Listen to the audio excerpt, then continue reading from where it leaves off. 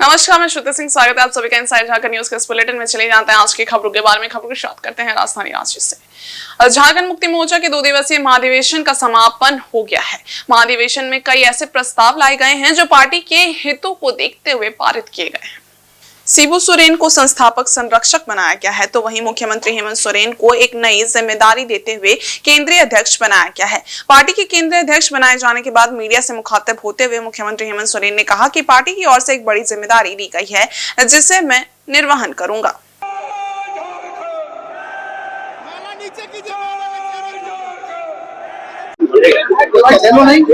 देखिए, पार्टी का आज महाधिवेशन समाप्त हो गया और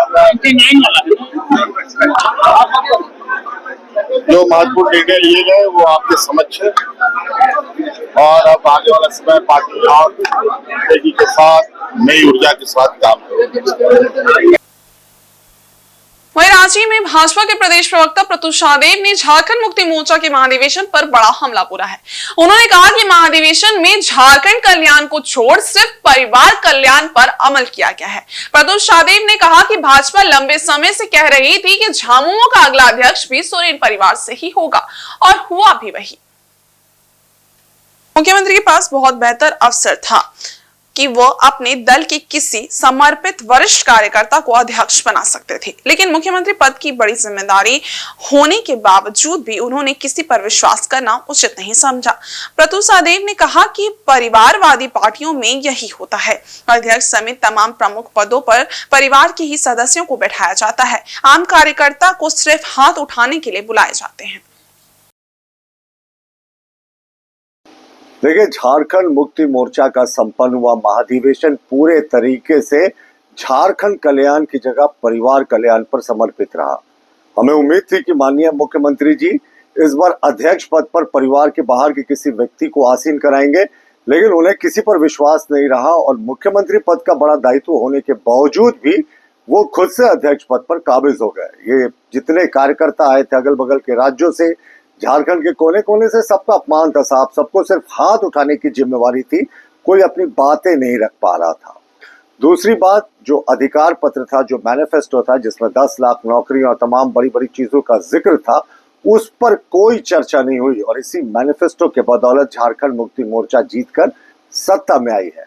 उम्मीद कानून, वक्फ विधेयक के नाम से जिसे हम जानते हैं, वक्फ कानून के नाम से जानते हैं, उसके खिलाफ इस महाधिवेशन ने पारित किया। ये तो केंद्र का एक्ट है, ये सिर्फ मुस्लिम वोट बैंक के तुष्टीकरण के कारण इस महाधिवेशन ने इस बात को भी नजरअंदाज किया कि इस उम्मीद कानून के बनने से जो लाखों मुसलमानों के मुकदमे लंबित थे ट्रिब्यूनल में, उनको न्याय मिलेगा। सिर्फ कुछ चंद मौलवी और मौलानाओं के चक्कर में इस महाधिवेशन में तुष्टीकरण पूरे तरीके से दिखा। और सरायकेला जिले के आदित्यपुर स्थित भारत रबर कंपनी द्वारा कामगारों को रिटायरमेंट के 10 साल बाद भी सेटलमेंट राशि नहीं उपलब्ध कराई गई है। कंपनी के सभी पूर्व कर्मियों ने पूर्व विधायक अरविंद कुमार सिंह के नेतृत्व में उपायुक्त से मुलाकात की।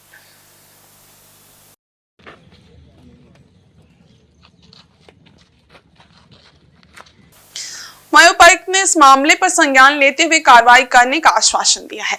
पूर्व विधायक अरविंद कुमार सिंह ने बताया कि भारत रबर कंपनी में 5 से 10 साल रिटायर्ड हुए कई ऐसे कर्मचारी हैं जिन्हें अभी तक सेटलमेंट राशि उपलब्ध नहीं कराई गई है, जिससे उनके परिवार के समक्ष आर्थिक स्थिति उत्पन्न हो गई है। इसमें कई ऐसे कामगार हैं जो अपनी सेटलमेंट की राशि से अपनी बेटी की विवाह करना चाहते थे। कई ऐसे कामगार हैं जो सेटलमेंट की राशि से अपना मकान बनाना चाहते थे, परंतु कंपनी द्वारा उन्हें राशि नहीं दी गई है। कर्मचारियों को कंपनी द्वारा उन्हें कुछ चेक दिया गया था, परंतु वो चेक भी बाउंस हो गया है। बाउंस किए गए सभी चेक को दोबारा देने की बात कहकर कर्मचारियों से वापस ले लिया गया है।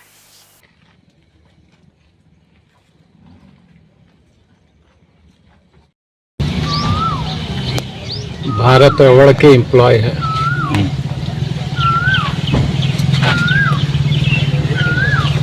कुछ लोगों का रिटायरमेंट हुए 10 साल हो गया है, कुछ का 5 साल हुआ होगा। मिनिमम 5 साल पुराने ही लोग रिटायर किए हुए लोग हैं, 1-2 बाद में हो सकते हैं।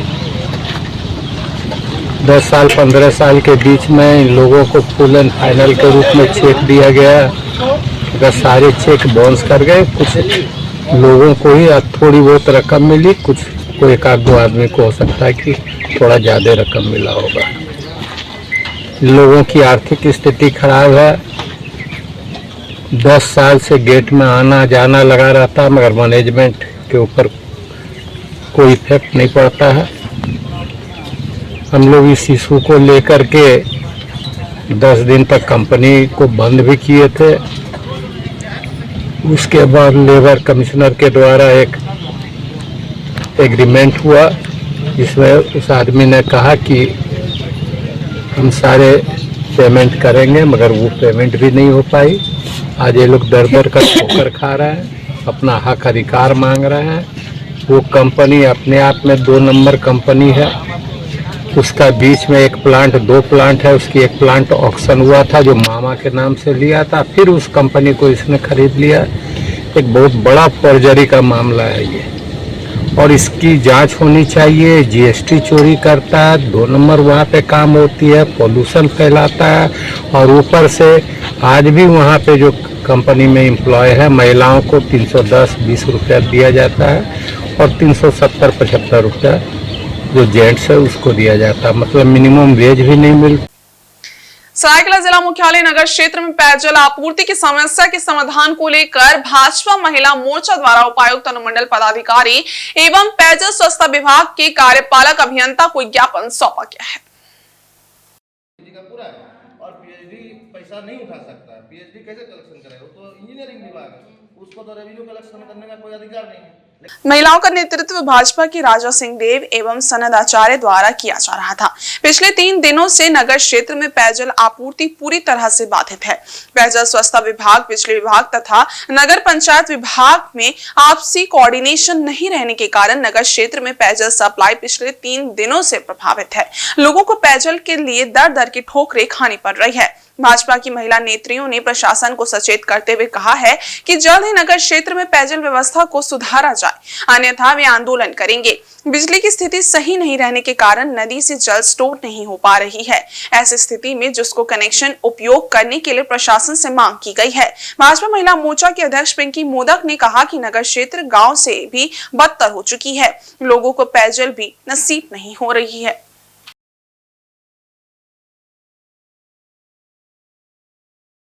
आज हम 6 महीना से उसको बोले कि चेंज कीजिए, लेकिन चेंज नहीं हो पा रहा है। दूसरा सबसे बड़ा झारखंड विद्युत बोर्ड का बिजली तो समस्या हो रहा है, और इसका निदान के लिए हमेशा हम लोग कार्यपालक पदाधिकारी को आवेदन भी दे रहे हैं, और हाँ बोलते हैं।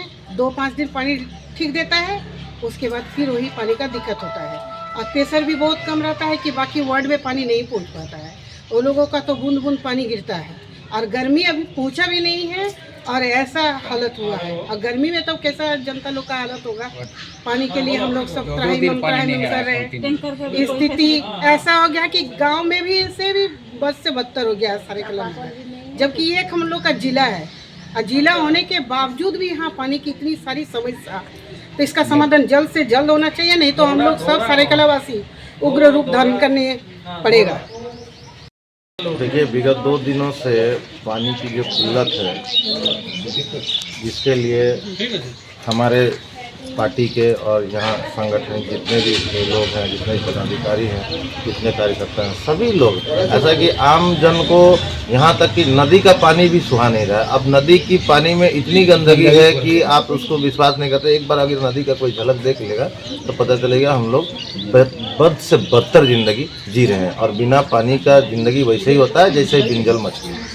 तो इसी तरह हालत हो गया सरायकेला नगरवासी का। इससे पहले कई बार हम लोगों ने कोशिश की है कि किसी तरह कम से कम मतलब 2 टाइम जो पानी मिलता है वो स्वच्छ पेयजल हम लोग को मुहैया कराया जाए। और बाकी आप लोग जानते ही हैं कि यहाँ दूसरा ऑप्शन है ही नहीं, कोई वैकल्पिक व्यवस्था पानी का है नहीं। तो जीने के लिए जो बहुत ज़रूरी है, जो सबसे ज़रूरी है, मान के चलिए कि जल हम लोग को चाहिए, किसी भी हाल में चाहिए। अगर इसकी इतनी महत्वपूर्ण व्यवस्था अगर सरकार नहीं कर पा रही है तो हम बोलेंगे कि ऐसी सरकार को यहाँ जमे रहने की कोई ज़रूरत नहीं है।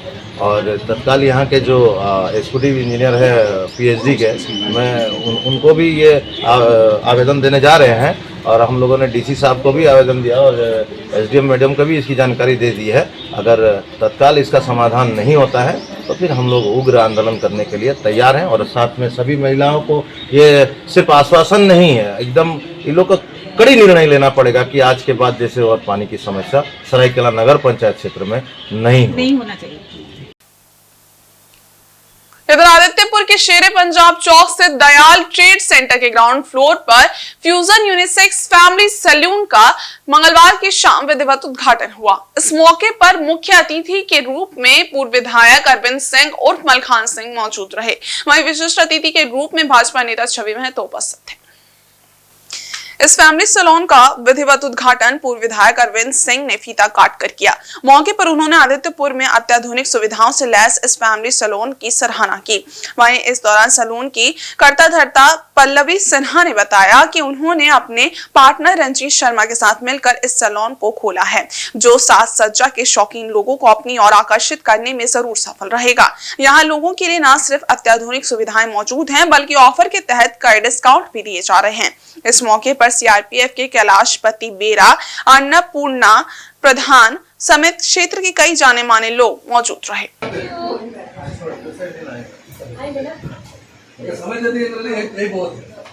निकले ही तो हम याद दिलाएं तो भैया बोले कि चलो लेट हो रहा है। हाँ, बहुत बढ़िया जी, बताइए ना। Hello sir, style fusion unisex salon आज हम लोग का ओपन हो रहा है। तो आज ओपनिंग है, तो यहाँ पे हम लोग का सैलून सर्विस प्रोवाइड किया जाएगा और मेल फीमेल दोनों के लिए है यहाँ पे। और आप लोग आएंगे तो अच्छा ऑफर्स और डिस्काउंट्स भी अभी अवेलेबल है। तो प्लीज़ हम लोग का style fusion unisex salon Adityapur Punjab आप जरूर आइए। Thank you. जमशेदपुर के टाटा मोटर्स वर्कर्स यूनियन को एक बार फिर अगले 3 वर्षों के लिए सरकार से मान्यता प्राप्त हो गई है। यूनियन का नाम एक बार फिर फॉर्म बी रजिस्टर में दर्ज कर लिया गया है।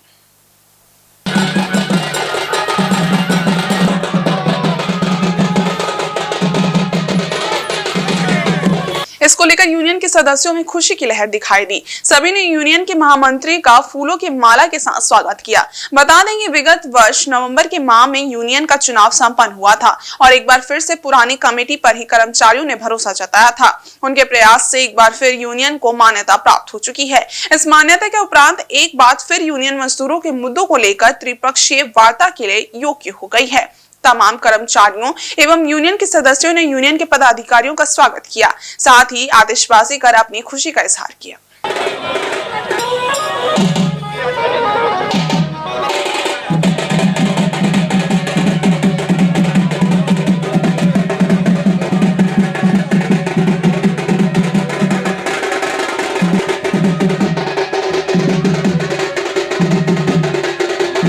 कहते हैं कि 26 नवंबर 2024 को टाटा मोटर्स वर्कर्स यूनियन द्वारा आम चुनाव संपन्न हुआ और मजदूरों ने अपनी कार्यकारिणी का चुनाव किया था।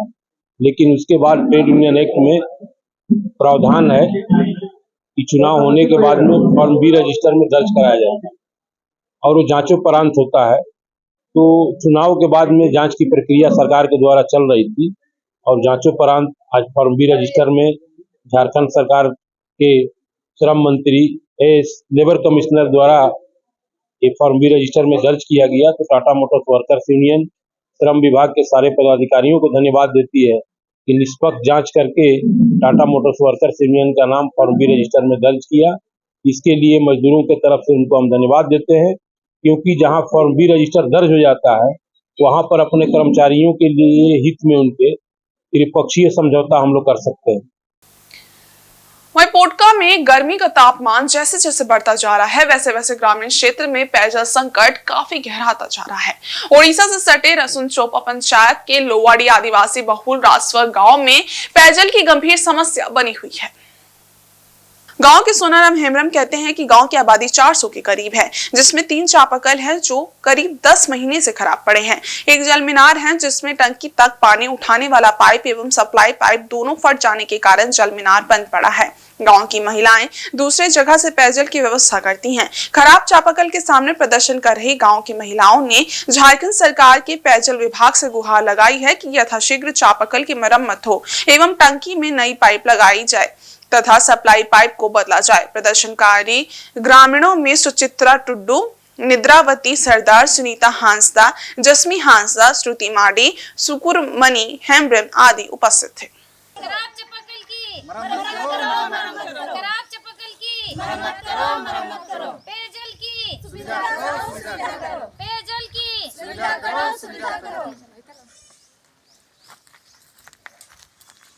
सुचित्रा टुडू है और मैं लोहाड़ी ग्राम से बोल रही हूँ।